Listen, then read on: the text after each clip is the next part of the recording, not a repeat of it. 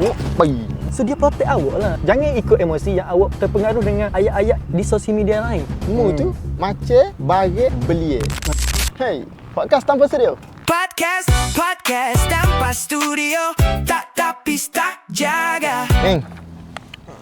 Dia payah dah bawa budak apa Betul tak? Aku pergi. Dia tengok ada seorang hamba Allah ni yang berjantinanya wanita. Okey. Dia kata, kenapa lelaki tak suka gambar wife dia? Bagi sebab sebelum kami meracau. Oh ya, Min, apa sebagai orang jatuh aku nak tahu pendapatmu sebagai orang Okey, jatuh. untuk pendapat aku sebagai seorang lelaki yang kacak bergaya. Poin tadi kita berbalik kepada apa tanggungjawab dia sebagai seorang lelaki. Protect, melindungi. So dia mengambil benda tu, dia menggalas tanggungjawab benda tu. So dia protect awak lah daripada dilihat oleh orang lain. Dia protect awak dari pahala dosa awak, bertambah dosa awak. That's why dia tidak post gambar awak. Awak kena faham benda tu. Jangan ikut emosi yang awak terpengaruh dengan ayat-ayat di sosial media lain. Ada statement mengatakan, nak kau retino, kurang-kurang kalau ada degree 20k. Okey. Takkan kita bayar 20k tu untuk sebar ramai bini-bini kita kat orang. Jadi maksudnya kalau orang tu nak expose mu sebagai isteri, maksudnya tak ada nilai 20k mu. Mu tu macam baget belie.